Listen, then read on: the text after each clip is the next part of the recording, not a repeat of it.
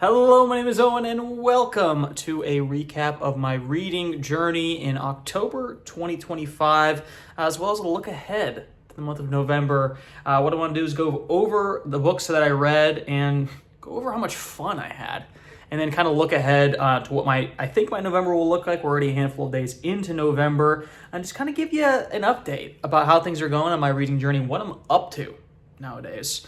October, unfortunately, could not match the heights of September, where I had my greatest reading month of the year. I did finish 3 books in October, but only read just over 1,000 pages. I believe it was like 1,080.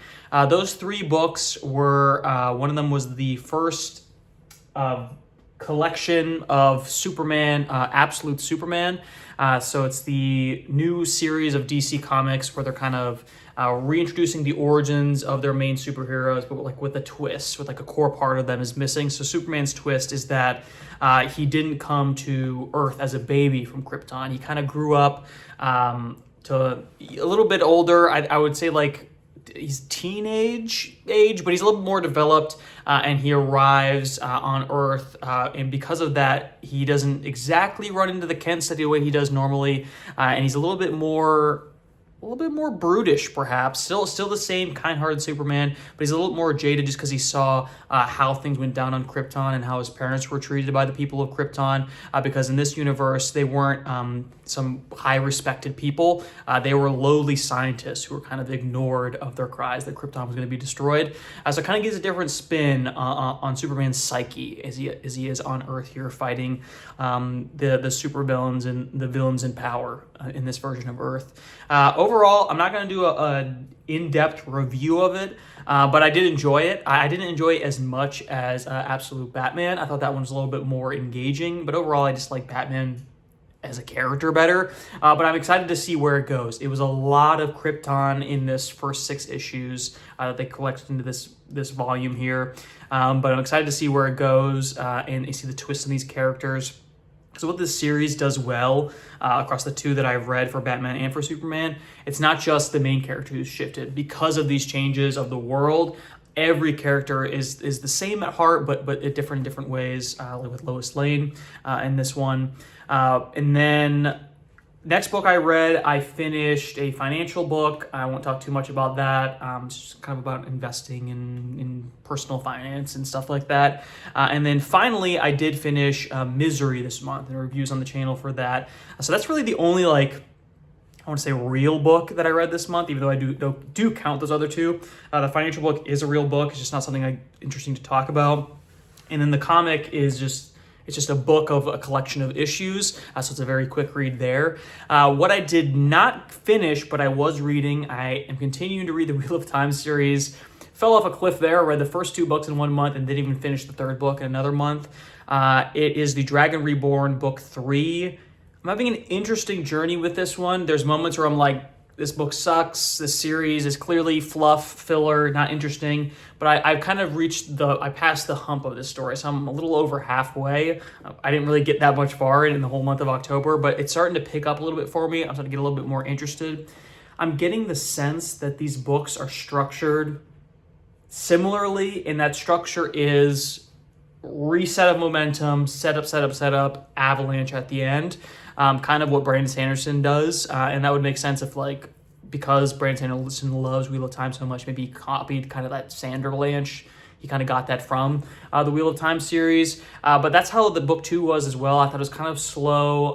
I think Rand as a character was very interesting in that one, so that was a little bit more engaged in the first half, but then the conclusion was so epic. I can see how things are starting to ramp up in book 3, and I am liking where it's going, and I am liking characters in this one more than I was in previous books, which is a good thing as well. So I do expect to finish that one, and I do expect to continue with the series, but I was worried for a second there. I'm like, if this book just kind of flops for me, it takes me 3 months to read, and then the next book is like that too, might have to drop the series.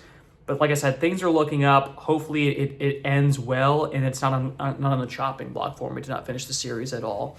But then I also said at the beginning of last month, I'm reading Dubliners by James Joyce. Still reading that. Wasn't in a huge rush to finish that just because it's a short story collection. I think I've read the first 3 of those short stories, which is only like 20 pages into the book.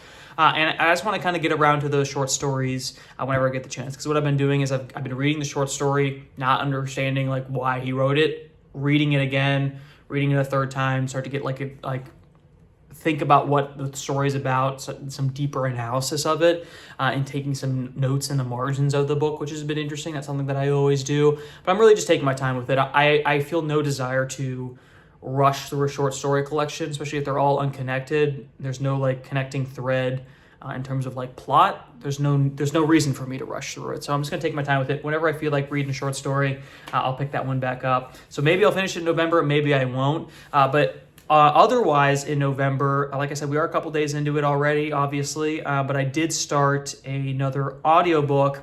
It was Buckeye by Patrick Ryan, I believe is the author's name. I'm listening to an audiobook on my Spotify because I get some free hours every month, which if you have a Spotify subscription, you didn't know that, easy. I mean, they kind of jip you on the hours there. They only give you 15 hours a month, but if you pick a shorter book, you can fit in a free audiobook every month without having to pay like an Audible subscription, which is pretty cool.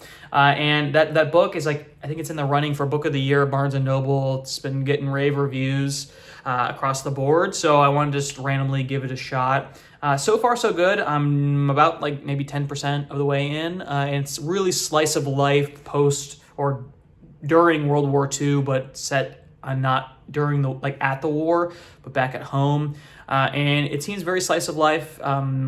Very interesting so far. It seems to definitely be a character piece and a really snapshot of this particular period of time in like Midwest America, specifically during the war when everyone's like waiting for everyone to come back and waiting for news of the war. So it's an interesting time period. I'm enjoying it so far, but like I said, I'm only 10% of the way in.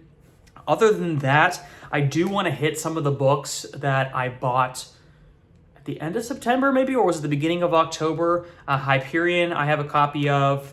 And then I do want to eventually get to those Joe Abercrombie books I bought months and months ago as the sequel trilogy to First Law. And then other than that, there's just so much up there. It's just because my shelf is like accumulating more good stuff, and I inherited so many good stuff when I moved into this apartment. There's more Stephen King books I got sent from my dad. He read The Running Man and The Long Walk. So because I like Misery so much, I kind of want to dive into those as well, because Misery really was a fantastic Stephen King book, which, like I said in that review, it's not always the case when you read a Stephen King book. But then it's also like Stephen King, I want to reread The Stand, my favorite book of all time. So I guess, it's a kind of a lackluster recap, and it's kind of an unsure look ahead. I think like maybe the reason why I didn't read as much as I wanted to in October, first of all, I was just busy with other stuff, but I don't know. It didn't feel like a slump like I normally say it is when I don't feel the urge to read. It wasn't so much as that, but I do think it contributed a little bit that like I had this goal going into October that I wanted to like keep on my Wheel of Time momentum, and because that book kind of lost me a little bit, and I guess it hasn't fully gotten me back. It kind of created like a false barrier in my mind. It's like I don't really feel the urge to read that, but I want to read, but I want to read something else, but I can't read something else because I want to finish this in an arbitrary fast amount of time. But then I picked up that financial book and kind of just read that over a course of a weekend. And I started this new audiobook. So I feel like I am reading now, but I'm just not focusing on Wheel of Time as much as like I felt like I had to. So hopefully I can continue picking up momentum on that and finish it. But then I'm going to take a dedicated break from Wheel of Time to read something different. I think I can knock that out fast, especially if I pick up something really good, and then get back on that Wheel of Time grind, because I don't want to let that go to the wayside. But there's just so much building of stuff that I really want to get to. So that's why it kind of doesn't feel like a slump to me. It just feels like I'm almost overwhelmed with choice. And I don't want to put something aside to pick up something else because I don't want to abandon it. But I also don't want to feel obligated to read something just because it's a series, or because I said I was going to read as many as possible before the end of the year. Because original dream of finishing all 14 books before the end of the year, kiss it, goodbye. I mean, we knew this already, but even like maybe the first 7 books might be tough at this pace, considering I have to read four more of those books in this month, and between this month and next month. Not super hopeful that that's going to happen. But like I said, it's all made up anyway. And I saw a tweet recently that was like, you shouldn't treat your art like fast food. I thought that was kind of deep. Not that everything I'm reading is like high art, but you know what? Most of it is for one reason or another, because I don't tend to pick up super pulpy stuff. And sometimes like the older pulpy stuff is just like straight up good. You know what I mean? But what I took from that is like, there's no reason to either like reach your reading goal if you feel like it has to become like a chore to do it, which is something I said in the past as well. I mean, because this is a hobby, right? And you should treat it like a hobby in the sense it's like you do it when it's fun to do it. And like I said, I'm not in a slump, so it doesn't feel like a chore to read it, but I just don't want to set up arbitrary barriers for myself, if that makes any sense at all. It's kind of a roundabout way of saying that who knows what's going to happen this month. And that's kind of the exciting journey. But those are just a few of the books that are on my radar. What I really want to know is, what are you guys up to? What are you reading? What have you read that's very good? Is there something that you read this year that was a new release that I should check out for sure? Because one thing I do want to do is, and kind of the reason why I picked up Buckeye as an audiobook, is I kind of want to be more on top of those like front runner, like book of the year type books as we gear up to that season where people start to announce those things, rather than like finally getting to the book of the year like at the end of the next year where it's kind of like replaced or whatever. Like, so if there's any of those like that are in the conversation that are like legitimately good that you've read and you actually recommend, let me know in the comments and maybe I'll check it out. I probably won't get to it this month, but I want to get to it like early next year or maybe even December of this year. So who knows? As always, there's a million. The world is our oyster in terms of reading good stuff, which I'm not lacking for choice, that's for sure. But be sure to like and subscribe if you like the video and you want to see more like in the future. Sorry I haven't been posting as much recently. I just haven't been finishing things. And if I'm not finishing things, I'm not making reviews. You know what I mean? You know how it is. Thanks for sticking around.